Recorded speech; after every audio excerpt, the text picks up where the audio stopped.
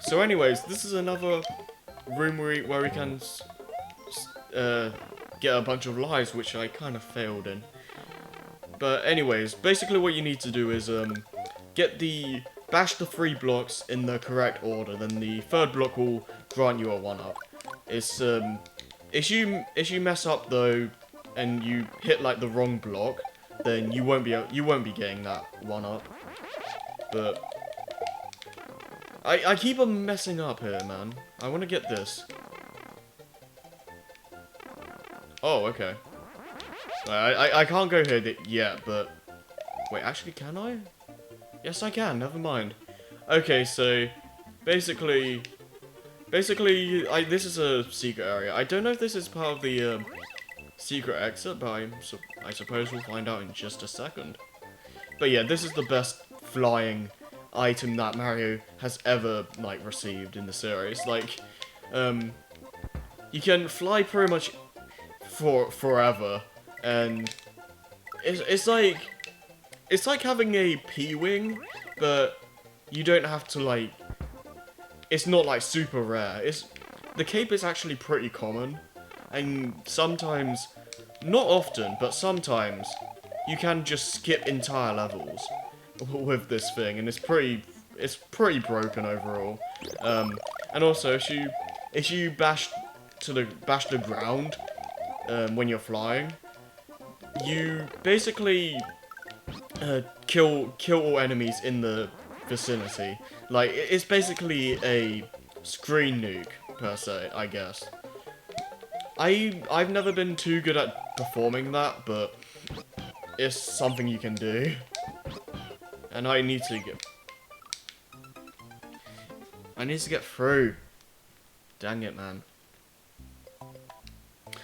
But yeah, if you didn't notice from the little stage icon or whatever, this stage has a red circle instead of a yellow one.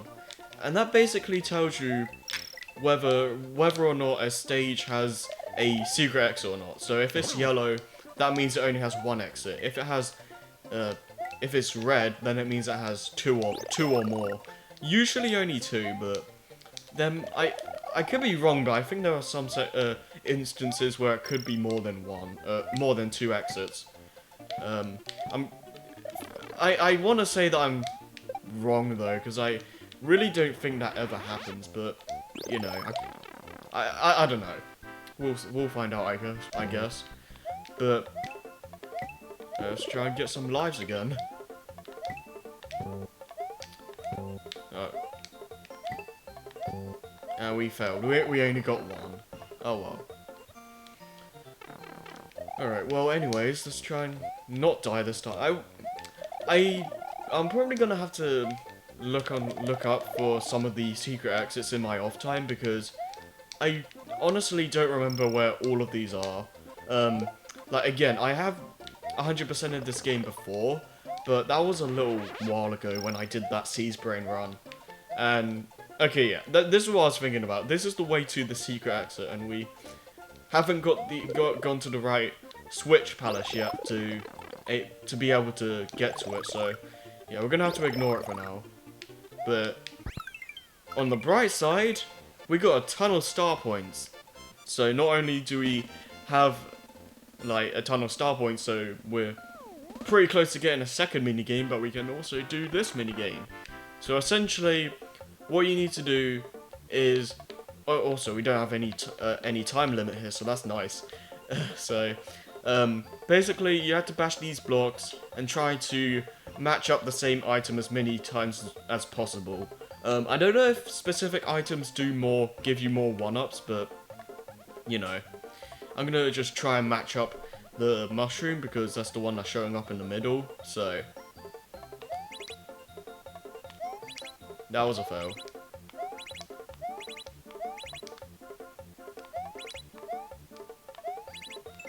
Okay, that didn't really work out too well.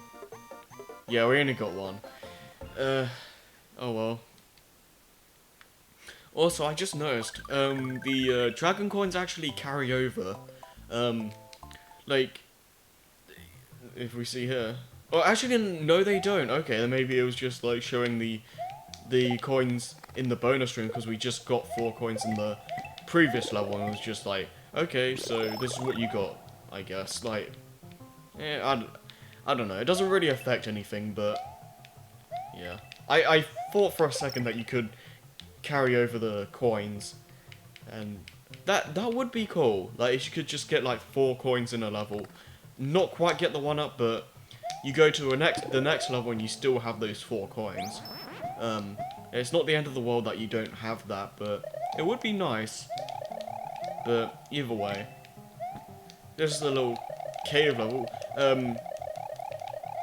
These levels, like the auto-scrollers, I'm still not the biggest fan of. Like, if you watch my Mario 3 playthrough, then you'd probably know that.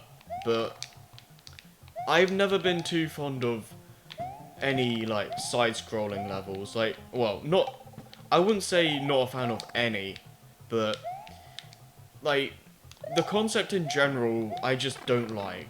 I don't like having to constantly stop and wait for the game and all that, because it can lead to some unfair deaths, like from the game being too slow, or the game being too fast for you to react sometimes. And I don't know, like I've just never been that big on side-scrolling levels, or auto-scrollers I should say. But okay, what? I'm trying to think, like I remember like something about this. Oh, okay, so I remember right. So we just get this, bash this up there, and now we can find our first secret exit. And more often than not, the secret exit you unlock with a key. So let's see where it goes. Ooh, Green Switch Palace. So we have another Switch Palace on our hands, and we have a little Koopa shell. Oh, that's interesting. Never actually knew that. So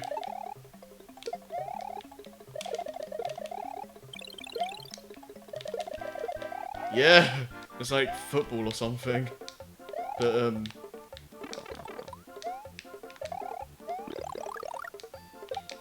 alright, no, I don't want to die in the Switch Palace. But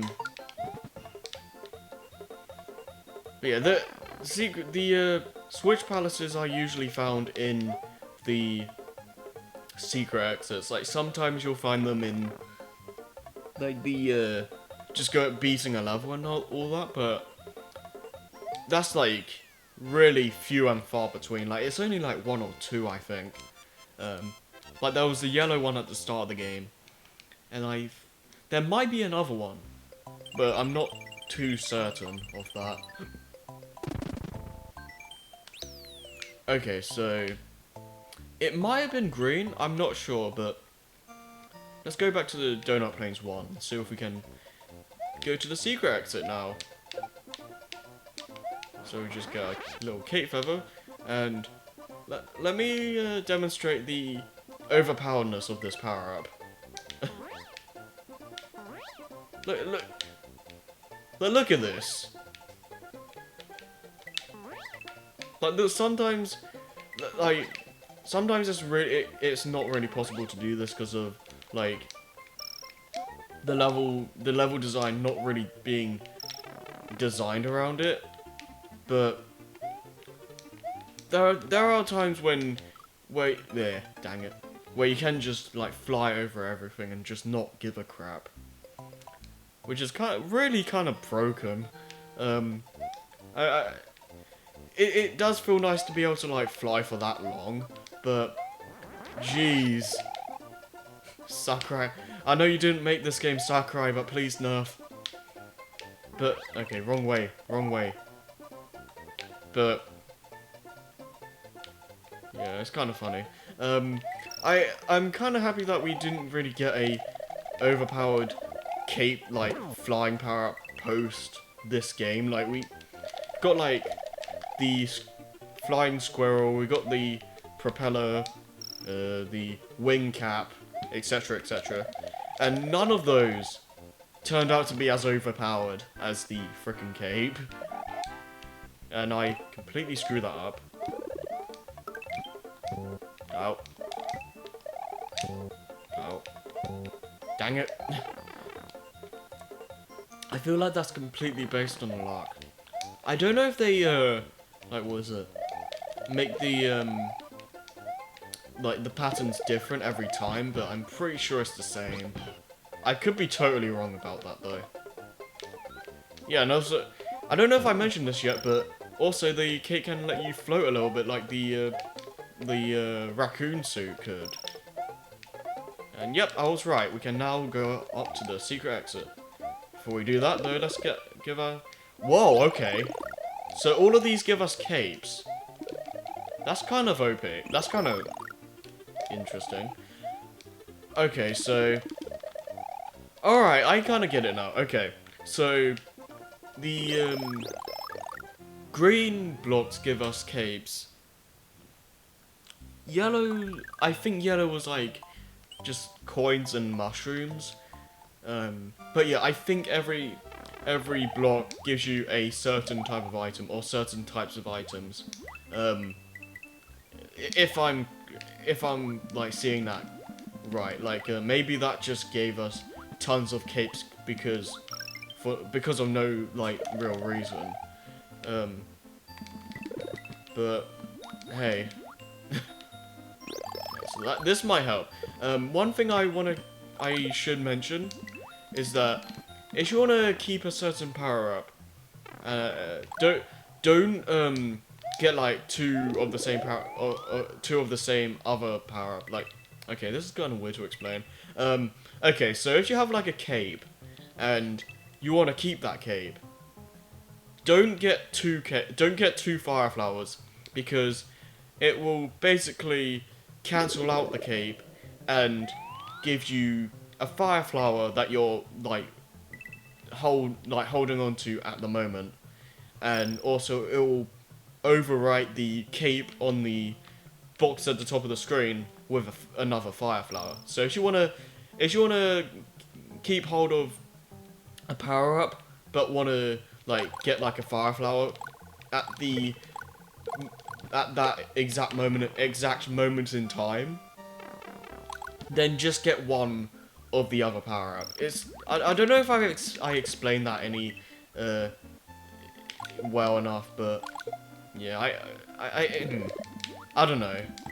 So basically, if I get that fire flower there, it will change the cape up there into another fire flower. So that's kind of what I mean. So yeah, we have a first water level, and well, it wouldn't be our first water level if we didn't like go here so early, but yeah. I'm gonna be going through all the secrets, so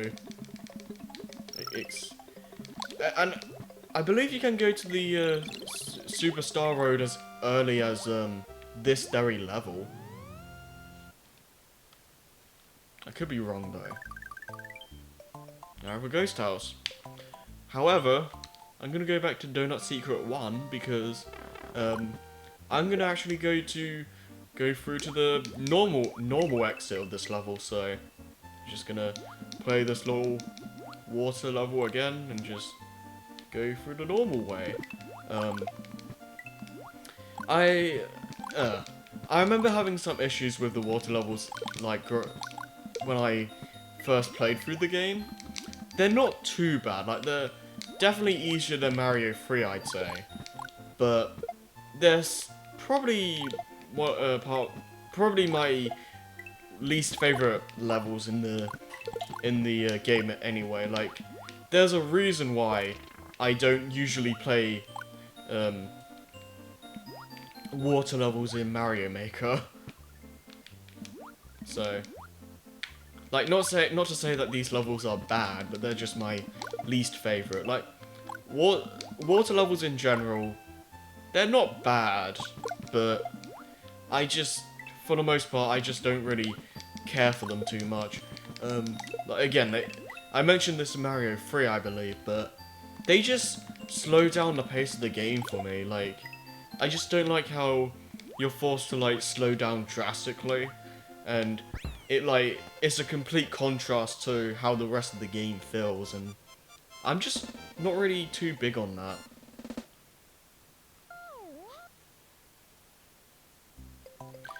But yeah, we have a little shortcut here to the normal ghost house, but we're not going to go there just yet.